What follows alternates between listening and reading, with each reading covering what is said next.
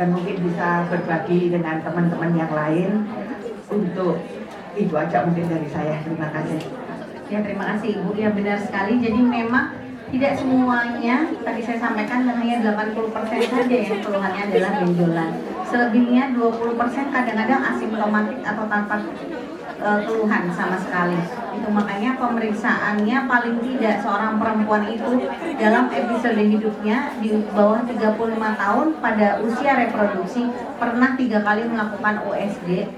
Setelah itu di atas usia 40 tahun ibu paling tidak mamografi 1 kali setahun, atau kalau hasil yang bagus bisa 3 tahun sekali melakukan mamografi. Ini adalah rekomendasi yang diberikan karena memang benar banyak sekarang. Tadi saya sempat sampaikan bahwa kanker payudara itu ada 3 bagian, kelenjar, saluran, dan juga di jaringan payudara. Masing-masingnya karakteristiknya berbeda. Kalau dia ada di kelenjar, biasanya dia tidak ada benjolan karena dia langsung menyebar ke limfe. Datang seperti ibu ini karena hormonal, biasanya stadiumnya tinggi karena ada penyebaran. Sedangkan pada yang side itu seperti jaringan payudara, biasanya keluhannya akan benjolan dan nipple discharge. Itu jadi karena dia jenisnya ada 3, tidak seperti cervix kan jenisnya hanya 1. Nanti hanya bagian turunannya aja yang berbeda. Kalau pada payudara jenisnya ada 3. Masing-masing ini karakteristiknya berbeda-beda. Jadi memang kalau kita punya akses untuk periksa, ya lebih baik kita periksa. Karena tadi seperti yang Ibu sampaikan, tidak semuanya ada gejala gitu ya. Jadi ya yang tahu diri kita, makanya deteksi dini ini dilakukan salah satunya untuk raising awareness. Jadi makin kita peduli, nanti itu udah jadi habit aja, udah jadi kebiasaan aja. Kalau kita punya akses, saya rasa nggak ada ruginya untuk melakukan mamograf ataupun melakukan USG gitu ya. Alhamdulillahnya bisa difasilitasi oleh teman-teman dari Peduli Sehat. Ini menurut saya ya sangat baik. Mudah-mudahan ini suatu yang sustainability berkelanjutan lah, sampai nanti tidak hanya di bagian sini, juga teman-teman yang di bagian lain. Oke, tadi Jember, ini Surabaya, Jawa. Coba Kalimantan, Sulawesi, mana suaranya? Ada dari Kalimantan. Mbak yang paling belakang kayaknya ya. Nggak jadi, udah. Oh ini udah. Oke, ya gimana Mbak? Assalamualaikum warahmatullahi wabarakatuh. Salam kenal Bu Dokter. Iya, Mbak. Saya Uun dari Indramayu. Oh, Jawa lagi. Iya, Jawa Barat. Jawa Ini Barat. bertanya, jika payudara terasa kencang, terus Iya. sakit ketika disenggol gitu saat menjelang haid, apakah ini normal atau salah satu gejala juga kanker? Terus sampai usia berapa kira-kira kita mengalami hal seperti ini? Oke, bagus melayani ya. Jadi gejala seperti itu kalau menjelang haid itu wajar karena pengaruh hormonal. Jadi menjelang haid, apalagi kalau kita berada di usia reproduksi itu usia subur ya. Ketika kita sudah pertama kali haid sampai kita 35 tahun itu namanya usia reproduksi, di mana kita bisa berkembang biak. Nah, ketika di fase-fase itu salurannya itu masih membesar, mengecil. Makanya kalau sebelum haid, apalagi mencapai puncak ovulasi atau kematangan, kesuburan perempuan, biasanya kita akan ngerasa nyeri gitu. Nah itu wajar, disenggol sakit kayak orang baru tumbuh ya, payudara kayak dulu. Nah itu seperti itu bisa. Setiap perempuan pada setiap siklus menstruasinya itu kadar hormonnya naik turunnya dengan kadar yang berbeda. Ada perempuan yang bulan ini naiknya tinggi, turunnya juga rendah sekali sehingga haidnya tidak teratur.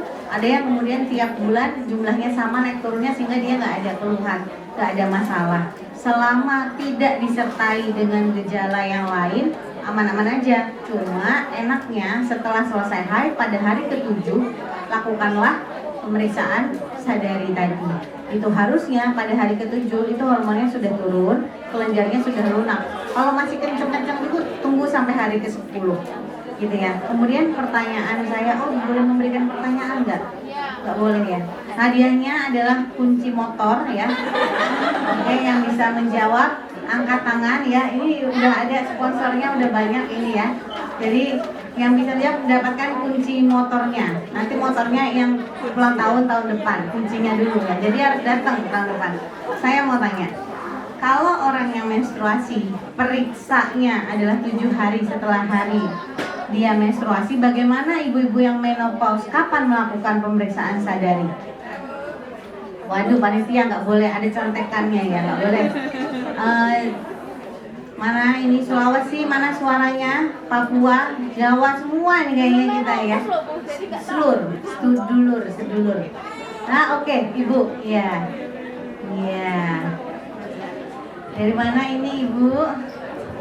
Assalamualaikum. Waalaikumsalam. Ini dari Purworejo, Jawa Tengah. Purworejo, waduh, Tonggo ya, seluruh. Gimana Bu? Di setiap tanggal tertentu di setiap bulan. Misalkan tanggal 1, bulan depannya tanggal 1 lagi. Cakep. 1 buah kunci motor Honda Varia ya. Oke. Alhamdulillah Ibu, nanti untuk kuncinya gambarnya akan dikirim, Ibu download ya di handphonenya ya. Bagus sekali. Jadi pada yang menopause cari tanggal yang mudah diingat. Jadi Ibu yang sudah menopause cari tanggal yang mudah diingat. Misalnya tanggal 1 ya tanggal 1 terus, atau hari ulang tahunnya tanggal 12 tanggal 12 ya. Setiap ulang tahun happy birthday sambil periksa gitu ya. Oke, dari saya mungkin itu. Nanti kalau ada pertanyaan lain boleh di WA aja ke panitia. Kalau saya nanti bisa, nanti akan saya jawabin.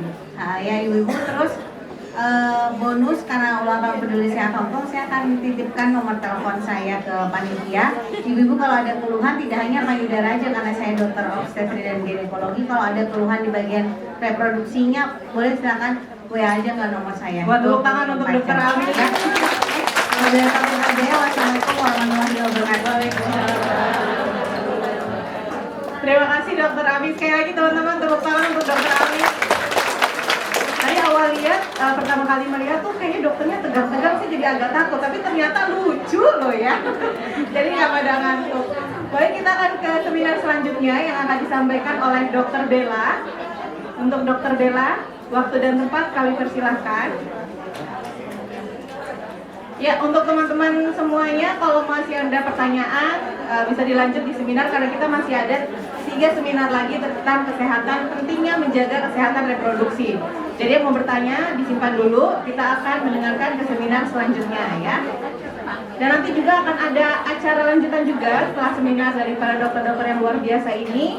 Akan ada hadiah juga pastinya, akan goodie bag juga dari Garuda Indonesia.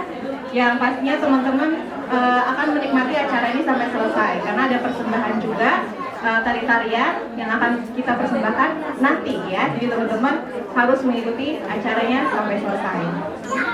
Baik, untuk Dokter Bella, apakah sudah siap?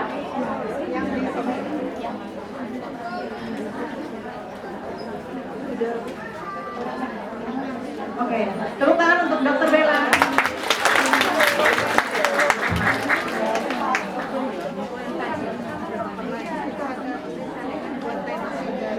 Assalamualaikum warahmatullahi wabarakatuh. Selamat pagi. Ciao san. Oke, masih semangat semuanya? Oke. Sebelumnya saya ingin menyapa, terima kasih untuk ya sebenarnya kesempatan wadah yang kita berikan buat kita yang memang ya sebenarnya memang jauh-jauh ya, nggak jauh sih sebenarnya 4 jam perjalanan kurang lebih, tapi ya kita di sini ingin berbagi bersama teman-teman fellow Indonesians ya, maksudnya pekerja migran Indonesia terutama. Semangat buat kita semua ya. Oke. Langsung aja kita mulai. Ini mungkin kalau tadi kita Dokter Ami udah menceritakan mengenai payudara, berarti yang bagian atas. Nah sekarang kita mau menceritakan mengenai yang organ intimnya kita. Jadi tadi tuh harus diingatkan lagi bahwa organ kita itu kan memang di dalam ya, di dalam tulang, di dalam namanya organ intim. Jadi bagaimana kalau kita periksa itu bagaimana? Ya tentu harus buka celana dalam. Jadi kalau misalnya dok bisa nggak periksa tanpa buka celana dalam? Ya nggak bisa. Bisa sih oleh dukun tapi menerawang ya dari luar gitu. Tapi kalau jadi makanya harus periksa dan kita selalu butuh tempat yang benar-benar layak dan private untuk pasien agar merasa nyaman di periksa kita. Gitu. Oke, kita langsung mulai aja ya. Next. Ya. Nah ini saya mungkin ini rata-rata udah pada berapa lama sih di Hong Kong? Paling lama berapa? 20 tahun, 30 tahun? Yang paling singkat siapa? Yang paling 8 tahun. Berapa? 8 tahun. 8 tahun. Paling itu udah paling minimal 8 tahun. Oke. Masih ingat dong kalau orang Indonesia kalau buka acara itu dengan apa? Yuk. Nah, temenin saya ya. Ke hutan memetik bunga. Bunga mawar merah merekah. Selamat datang pada hari ini semua. Semoga acara ini penuh berkah. Ada satu lagi. Yuk, next. Ulang. Ya udah, oke. Hari Minggu ini hari Minggu ya. Sebenarnya cuma tinggal ganti. Saya sebelumnya pakainya hari Jumat. Nah ini hari Minggu tinggal ganti aja nih. Hari Minggu, mari kita santai sambil menjelajah kota Kediri. Ada yang dari Kediri? Oh ada ya. Sebelum presentasi dimulai, izinkan saya memperkenalkan diri. Nah, seperti yang sudah diperkenalkan sebelumnya, nama saya Bella. Saya dokter Obgyn sama dengan teman saya sebelumnya, dokter Ami. Saat ini saya sebenarnya saya juga muridnya dokter Kartiwa ya, yang saat ini saya sedang menempuh pendidikan untuk lanjutan ke subspesialis onkologinya lagi. Dan kebetulan saya kirimannya dari Manado. Ada yang dari Manado? Ada yang dari Sulawesi nggak? Jarang ya, banyak kan dari Jawa ya. Oh iya. Tapi tahu dong Manado di mana?